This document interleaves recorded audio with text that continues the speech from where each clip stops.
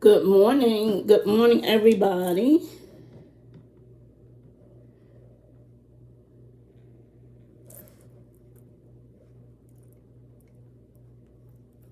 I'm just inviting some people.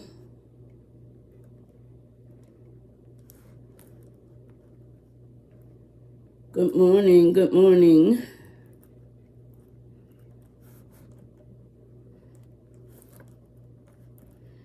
Good morning. Good morning. How's everybody?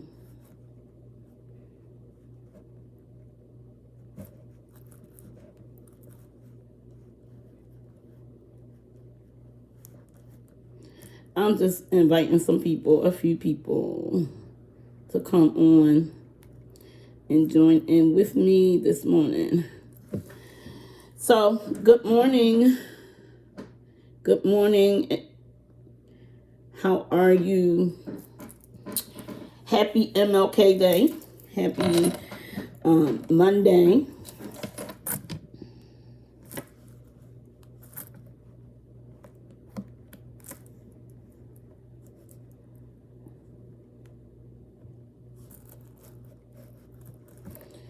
Good morning.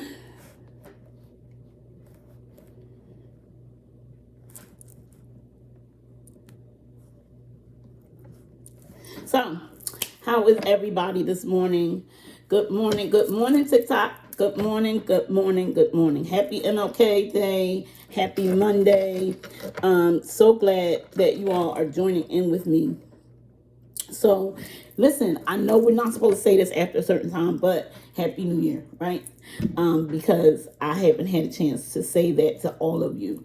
So, we're going live this morning. This is actually my first live of the new year, and I'm a little behind schedule because I had some social media glitches at the beginning of the year. And so my Facebook was hacked. And so as a result of that, my page was dismantled or disabled, they say, and I had to start a whole new page. So for me, that has taken some time. Even this morning, I'm coming on later than I normally would be scheduled to come on because, of course, I had to set up all of my information on all of my devices. Okay, so I think we're good now. I think we are getting back into the flow of things, and we are going to have a fantastic year. Okay, we're going to have a fantastic year. So, I'm your girl, Dr. K. Again, good morning to everyone. I miss you guys, and so we are going to get started. I have a lot of great content, a lot of good information for everyone today. I mean, throughout the year, and we're just going to have a good time. Okay, we're going to share, and we're going to become social media BFFs. If that's okay? So this morning, as you all know, right before the holiday, I was talking about the imposter syndrome. Those of you who were following me right before the holiday, I was talking about the imposter syndrome. And so today we're going to continue with that. We're going to continue or conclude. Well, let me just say the intention is to conclude the imposter syndrome today, but who knows? Maybe we might need to continue it a little bit, okay? So I just want to say hello, Ernestine. Hello, hello. I don't want to butcher your name, but it looks like Goddess. Good morning, good morning. I want to say good morning to Facebook, good morning to TikTok. We are here and we're going to get to work, okay? So, imposter syndrome. Just as a small recap, the imposter syndrome is that condition of feeling anxious and not experiencing success, although you may be high achieving. Okay, you can be a high performer but still have a feeling of not being successful. All right. The imposter syndrome is that uncomfortable experience, or that uncomfortable feeling you experience when you think you're unqualified. All right. So, how many of you, or how many times have you gotten an opportunity, or you were afforded the opportunity to experience something, to do something, to create something, whatever the case may be? You may have gotten that phone call and somebody wanted you to do something, and you felt like, me, I'm not qualified to do that. You start naming other people who may be more qualified, or whatever the case may be. That is how the imposter syndrome shows up, right? You may be in a room and you're doing something and you feel like, I'm so unqualified, right? But everybody else around me, for whatever reason, you feel like everybody else around you at the table is more qualified than you. All right. That is the imposter syndrome. But I have a news flash for you. If you're at the table, you are qualified to be there. All right.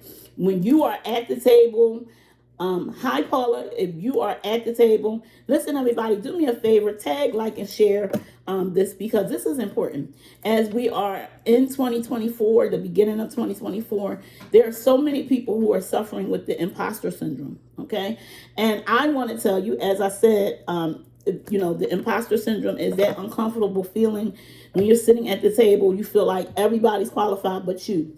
You're called to do a workshop, you're called to preach, you're called to teach, you're called to speak, whatever the case may be.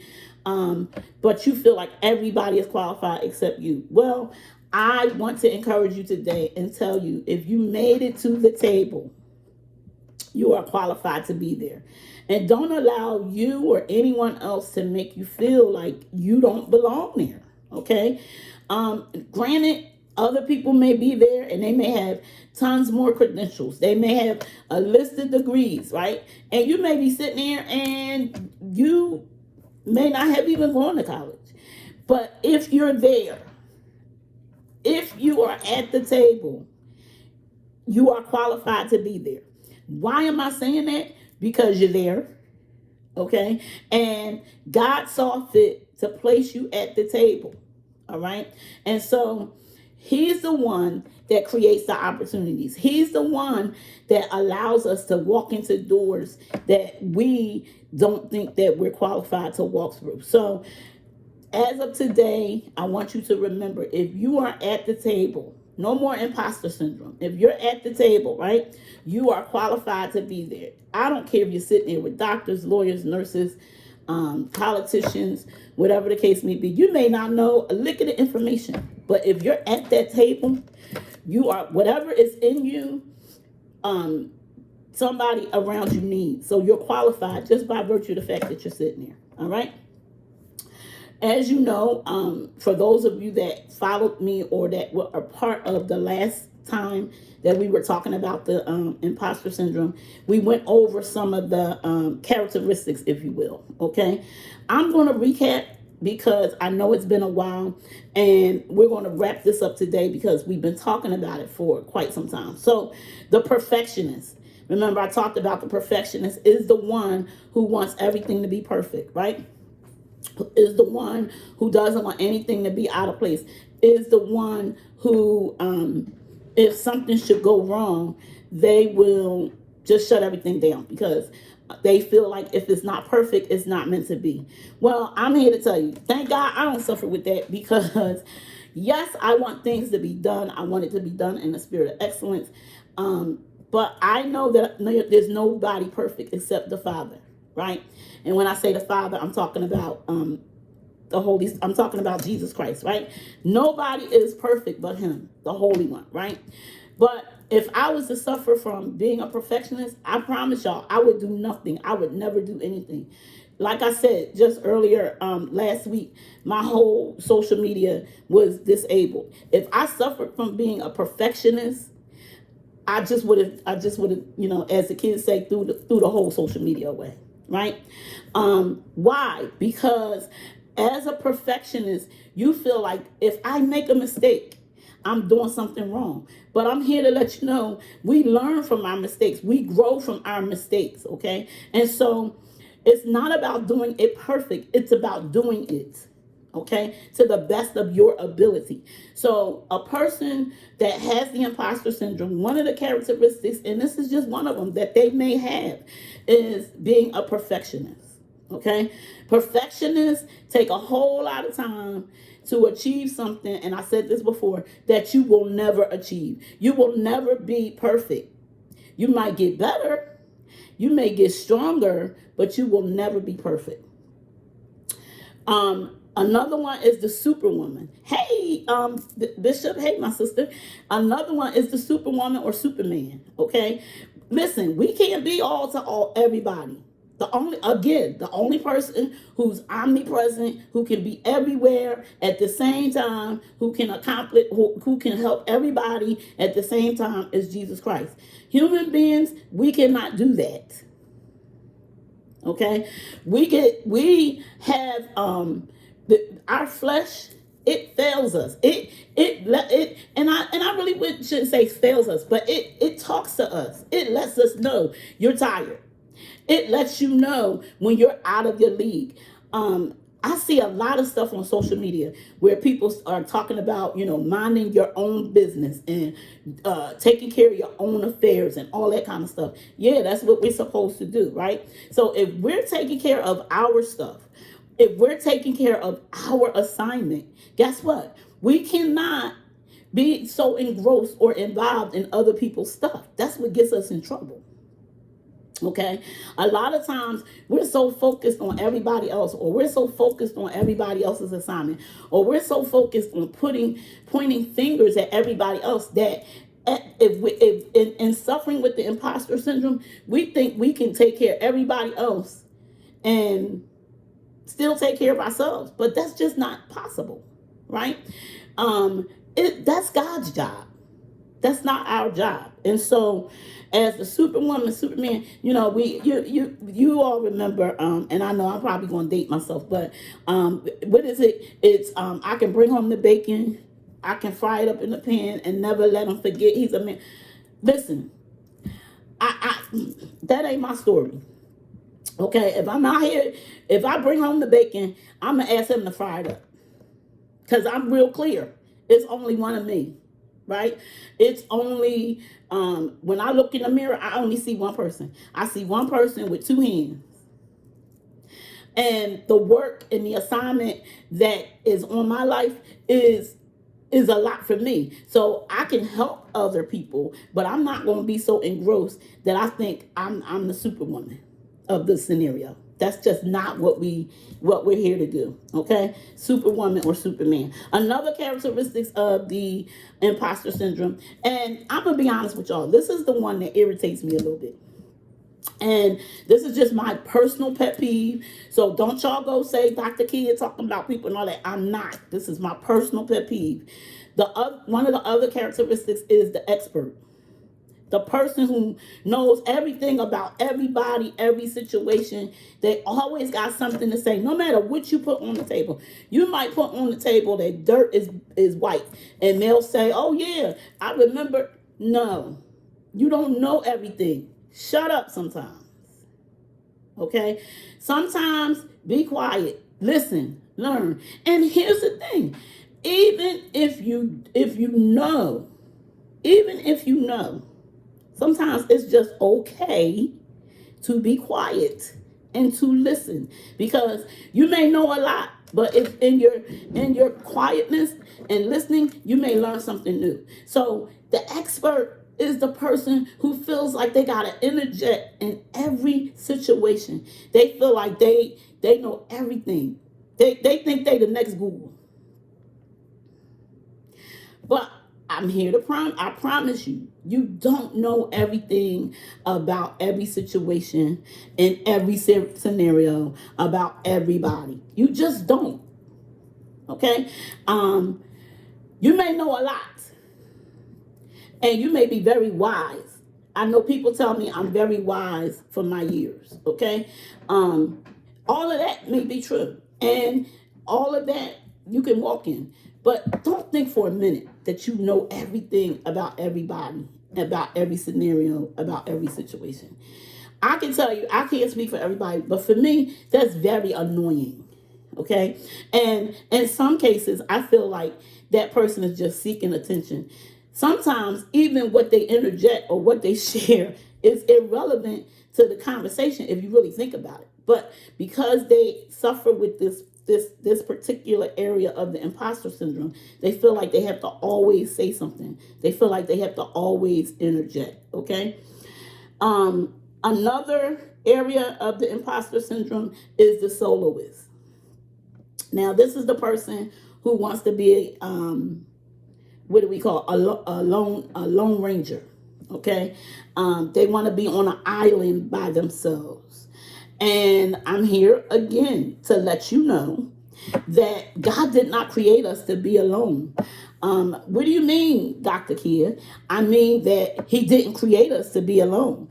How do I know that? Well, let's go all the way back to Genesis.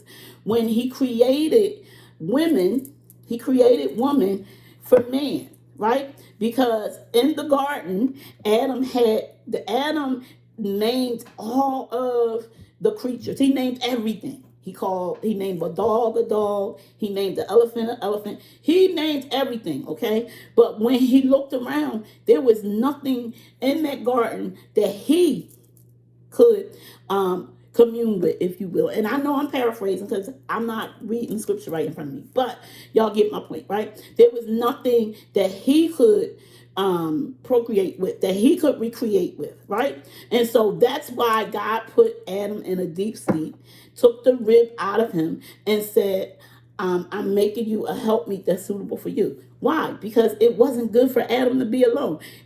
Adam is the only thing that God created and looked and said, it's not good for man to be alone. Hello. Everything else he created, he looked around and he said, wow, that's good. But man is the only thing that when he realized that man was alone, when he saw that man was alone, he said, wow, that's not good. So what am I saying? I'm saying the person who is the soloist really, it's not good for them to be alone. As a mental health expert, I tell people all the time, stop isolating. Stop thinking you can do it by yourself, because you cannot. It is not good for us to isolate. A idle mind is a devil's play yard. So many people who come out of situations and they're super anxious, or they're super depressed, or they had conjured up all of these thoughts that everybody's looking like, where'd you get that from? 9 times out of 10, they spent a whole lot of time alone in their own minds, and they came up with all of this stuff that only makes sense to them. Okay, so the soloist, and the soloist a lot of times becomes a soloist again because it goes back to that description that I gave earlier, where they feel like they're not qualified to be amongst everybody else. They're not qualified to be at the table. They're not qualified to be a part of this the situation at hand. So what do? They go and isolate. But no, it is not good for us to be alone. One of the first things I ask people when I'm doing therapy is, who is your support system? Because it's going to take more than just you and me to help you on this wellness journey. So who is your support system? Who helps you? Who do you lean on outside of your everyday routine? Who do you lean on? Who do you call for assistance? Who do you bounce things off of? Who's in your life to hold you accountable? So I ask people, why? Because your support system is paramount. You are not supposed to be alone, okay? Last thing, the last one is the genius, okay? Now, again, this is your person who thinks that they are just smarter than everybody. They the smartest. They are the sharpest tool in the toolbox. They are the brightest star in the sky. Nobody has ever walked the face of the earth that's smarter than them. That's your genius, okay? And so all of these are characteristics of the imposter syndrome, all right? The last thing I want to talk about with the imposter syndrome is how does it manifest itself, Okay, how does the imposter syndrome really manifest yourself? Well, I'm glad you asked. You're people pleasers. You run yourself ragged trying to please everybody but yourself. Okay, I tell I tell my people pleasers today, the day that we talk about them being people pleasers, I tell them fire everybody that you were trying to please and start working for yourself.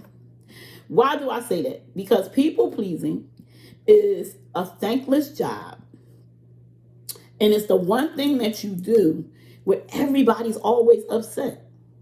Now, what do you mean by that? What do you mean by that, Dr. Kidd, Bishop Kidd? What do you mean everybody's always upset? The whole point of people pleasing is to please those that are around you. Well, newsflash.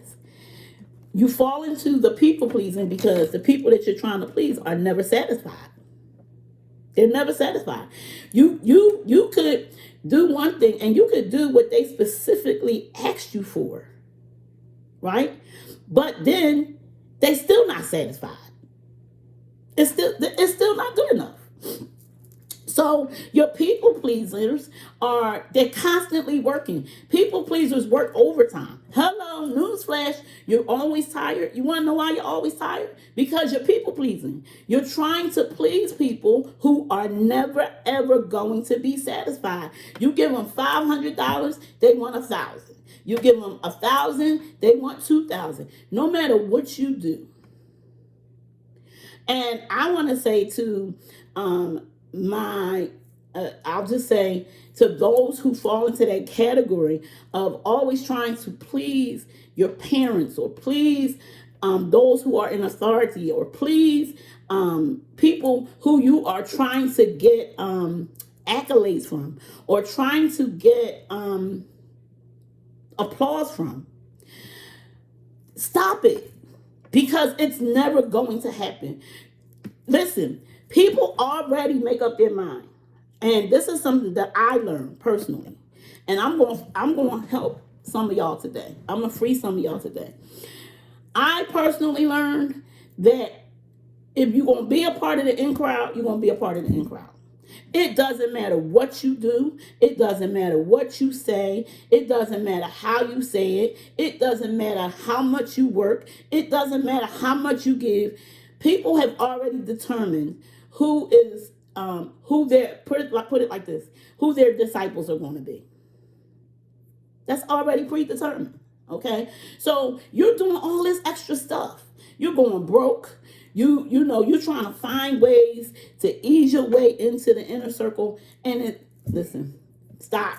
2024, stop it. Because as a people pleaser, you're going to work yourself into the ground. You're going to look this time in 2025 and you want to say, I'm at the same place that I was last year. Because why? I fell into that role of people pleasing and I didn't accomplish any of my goals. People told me that my goals weren't important and I put my stuff on the back burner to help them with theirs. And guess what? They still not satisfied because you didn't do it right. You didn't give enough. You didn't spend enough time. You didn't, whatever the case may be. Okay, stop it. 2024, fire the people you working for as a people pleaser and start working for yourself. I tell people, there's no sense in everybody being upset. It's no sense in everybody in my life being upset.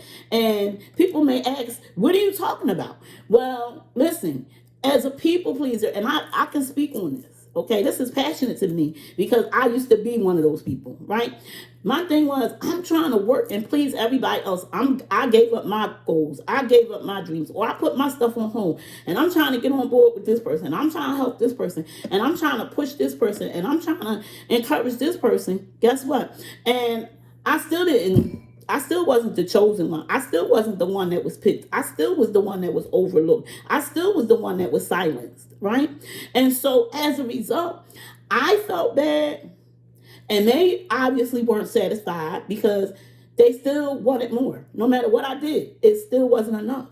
And so what am I saying? I'm saying, and there's no sense in all of us being upset. So it's more important for me to please who? God first and me.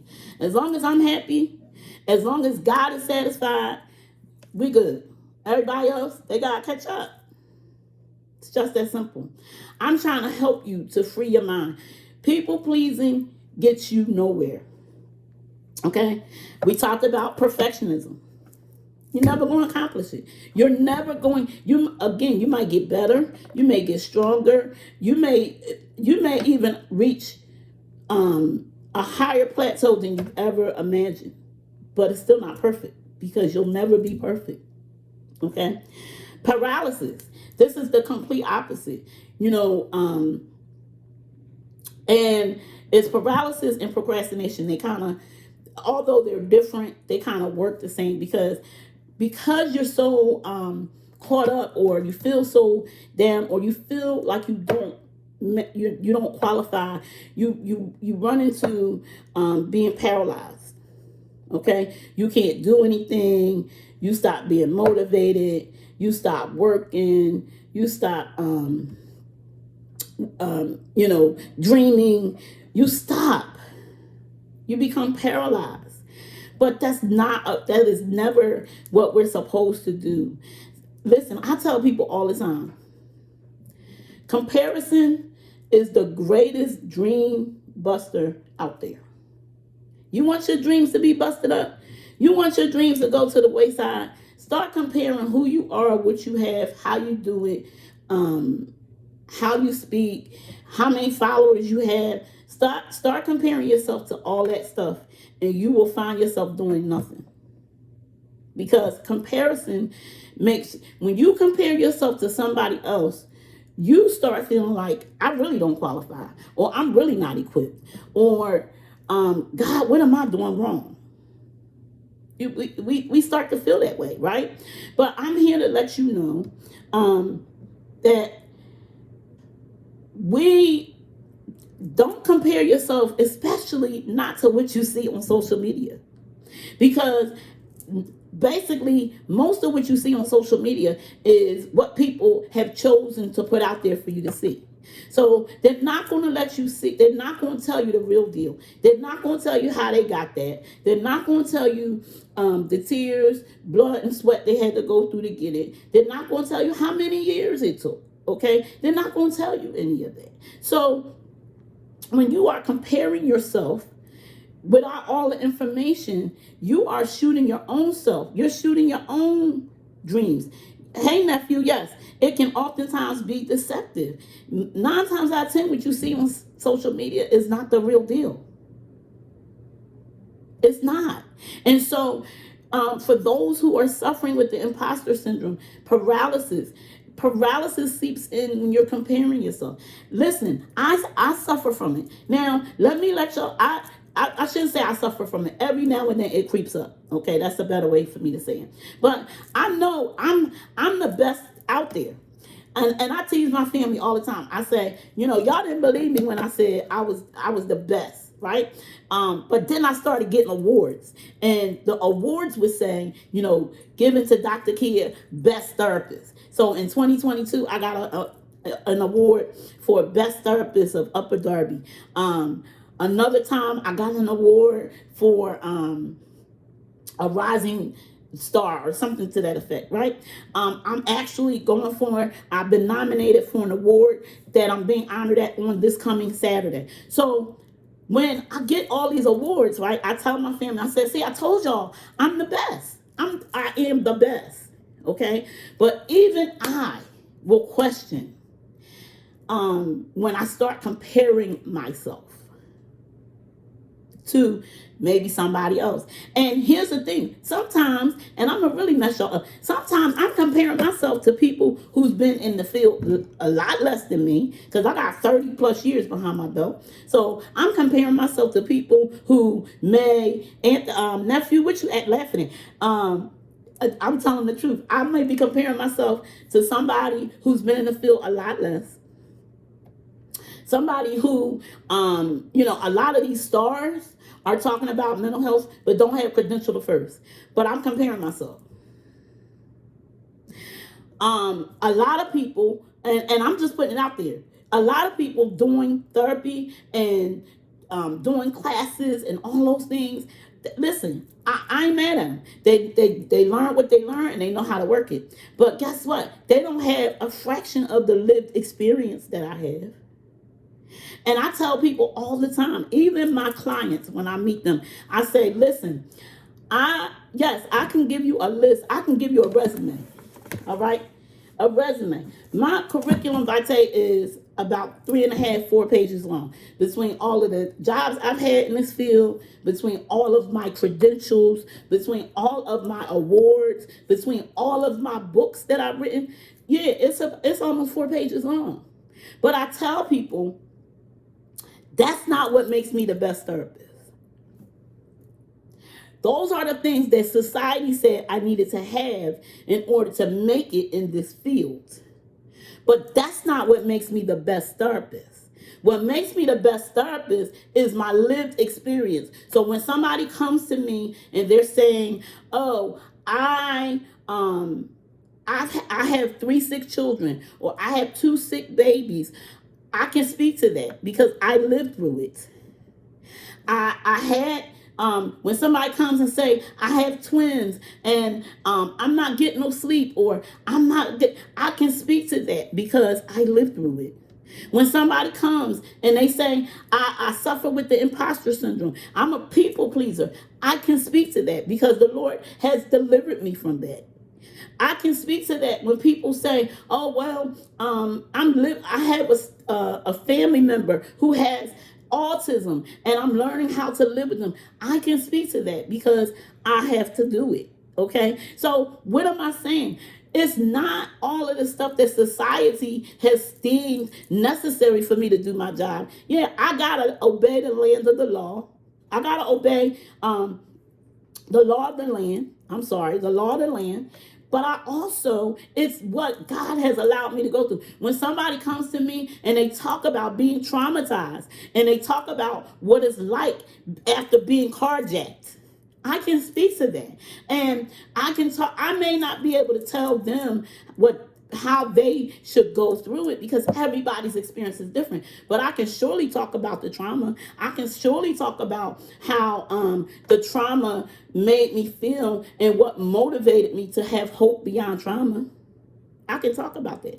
I can talk about what it was like to be traumatized in the church, being molested as a child. I can talk about that because I lived through it. And listen, I can not only talk about being molested in the church, but I can talk about how being molested in the church, I still choose Christ. I still make Christ my choice. I can talk about that. And I can talk about when people come to me and they say, "Well, I don't understand how God doesn't love certain groups of people." And I can dispel that myth and say, "No, no, no. God loves us all, but He hates the sin." I can talk about that. I can talk about it in ways that other people may not be able to tackle it. That's what makes me the best. That's all I can say.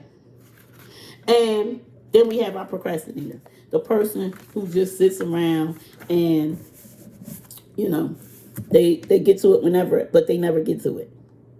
And so after today, I want you to look at yourself and say, what categories do I fall in? Where do I need God to heal me? Where do I need God to deliver me? Yesterday, I had a consultation for a project that I'm working on, and the individuals that I asked to help me with this project, they said, "What do you say you do, Dr. Everett? What do you say your mantle is, or your expertise?" And I said to them, I said, "Everything I do is centered around hope. Everything I do." And then they mentioned deliverance and healing. And I said, "That's it. That's exactly it. Hope, healing, and deliverance." Now, no, I'm not talking about deliverance the way you guys may be picturing it, where we're standing at the altar and people are casting out demons. That's not what I specifically do. I can do it, and I have done it, but that's not what I specifically do or was talking about in my everyday move. What I'm talking about is deliverance in the head, deliverance through your mind, deliverance. I'm clear about my assignment. My assignment, listen, I'm just going to share a brief testimony. 2000, Let me get the date right, because everybody tells me I always get the date right. So 2015, January 1st, 2015, I was in the hospital with a heart attack at 42 years old. 42. And it was an unexplainable heart attack. They couldn't figure out why, because my numbers were good, my stats were good, everything about me was good. I was exercising, I was doing all those things. But at 42, I had a heart attack. So on the first day of the year, 2015, I found myself in the hospital after coming from church, singing on the choir, and ministering and all that, right? It was, I tell people, and I describe it, I say the pains were so bad that when I woke up and saw the clock say 6, I think it was either 6 or 6:30, I was amazed. I was amazed. I literally looked around the room and I saw all my family was sitting there, my husband, my children, and I was amazed. Why was I amazed? Because I just knew with the level of pain that I was having, that was my last day on earth. But here I am. Here I am, 9 years later. Thank you, Lord. 9 years later. In those 9 years, I've had brain surgeries, about 4 or 5 brain surgeries. Because I had a brain aneurysm, and no, it didn't rupture, but that was why I had the procedures, because they wanted to clip it before it ruptured. In those 9 years, I've had more, a couple more heart attacks, because my condition is coronary artery disease. In those 9 years, I was carjacked in the height of the pandemic at gunpoint with a fully loaded gun.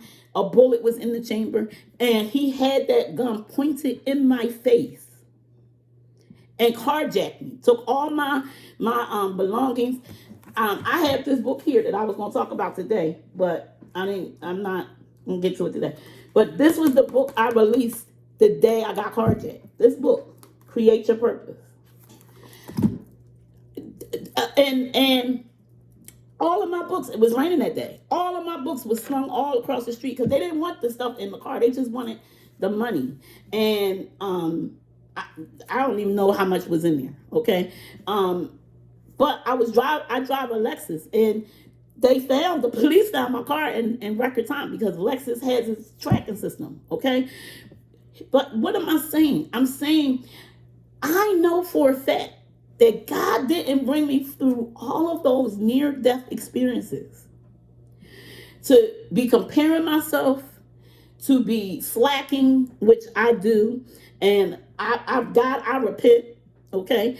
He didn't bring me through all of that to sit and watch everybody else do what they've been called to do. He brought me through that for the purpose of speaking and dealing with the issues that a lot of people don't want to deal with, aren't qualified to deal with, or are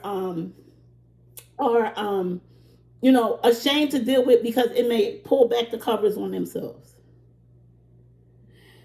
So what am I saying? My mantle, my assignment here on earth is to do 2 things. Take both things that I love, both things that I'm passionate about, and that is faith and mental health, and bridge the gap.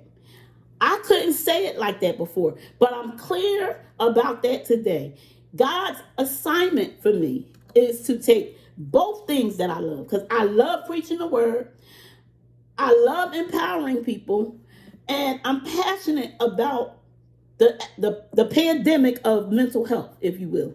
And he has left me here on earth to bridge the gap between those two. I say it all the time. It's a million people out here doing it. And I ain't hating on them. But I know for a fact that I am anointed for the task. I know I'm anointed for the task. And so, what am I saying? I'm saying, as we've learned about the imposter syndrome, and next week we're going to do something else, but I want you to sit and really locate yourself and say, God, what is it that I need you to deliver me from? What is it that I need you to help me to overcome? God, I don't don't want to be in a situation where I can't achieve what you've called me to achieve because I'm suffering from feeling like I'm not qualified. Listen, there are many tables I'm not qualified to sit at. But I had to learn, if I'm sitting at those tables, I am qualified by virtue of the fact that God qualified me. So ask God, God, what is it that I need to do? How is it that I need to seek your face? What is it that I need you to do in my life to bring me through this feeling of feeling like I don't qualify? God, I know that everything you've called me to, that I'm qualified. I know that you're going to make provision. But sometimes we allow the enemy to take over our thinking. We allow the enemy to take over our processes and speak to us and have us believing that somehow God made a mistake. Friends, my brothers and sisters, I want you to know God didn't make a mistake. He knew exactly what he was doing. And so whatever that assignment is on your life, I want you today to embrace it. No, it may not look like everybody else. I might not have, 4,000 and 5,000 followers on my lives, but guess what? It gets to the people. It gets to the audience that it needs to get to. Okay. It impacts the lives that it needs to impact. No, I may not be the person that is known necessarily worldwide, but I can say that I'm an international speaker because I have spoken internationally. Okay. But if I allow all of those things to intimidate me and I allow all of those things to seep into my head and I buy into that, I would never do anything. I would never do anything. And so, I want to encourage you today. No more procrastination. No more assignment paralysis. No more. If you're at the table, if God brought you to the table, you qualify to be there. Trust him. He knows what he's doing. Okay? And so, I'm your girl, Dr. K. I pray that something was said today that helped you on your journey, that enlightens you, that encouraged you to continue keeping on.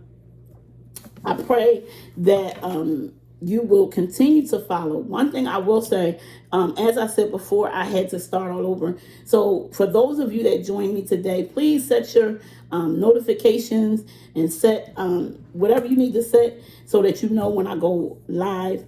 You will be seeing a whole lot more because this year, I have made a commitment that I'm taking my assignment and I'm taking it to a whole nother level. So how they say, be prepared to be sick of me, right? Because I have sat long enough and I have watched other people become great and get rich off of less knowledge and nuggets that I'm dropping. Okay. And no, I'm not saying that it's about becoming rich. That is not what I'm saying. But what I am saying is that if they can do it, surely I can do it. And so I'm not going to allow paralysis and the things that I personally have suffered from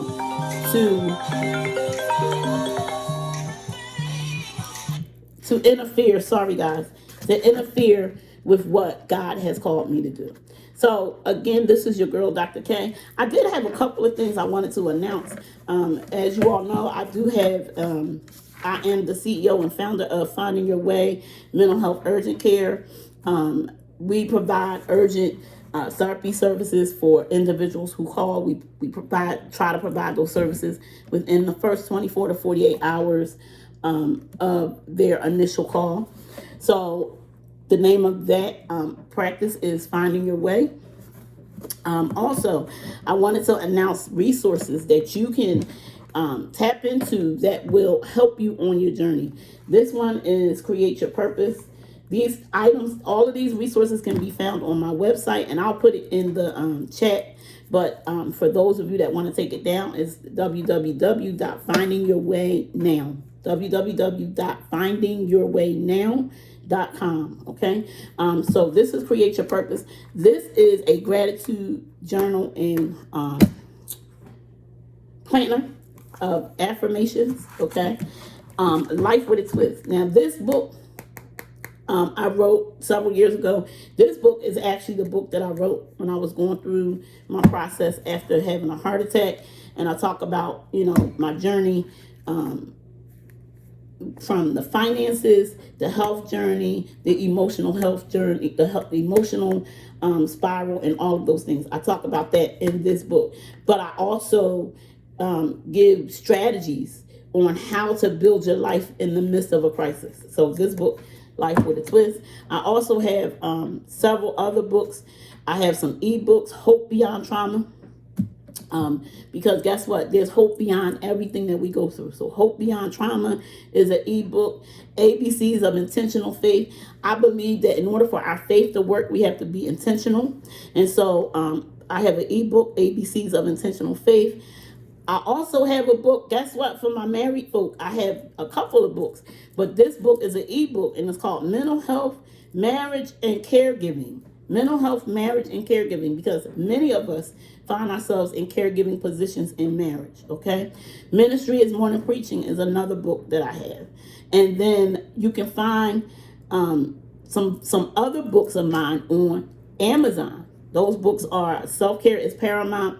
That is it's like a journal book, okay? It's all about me.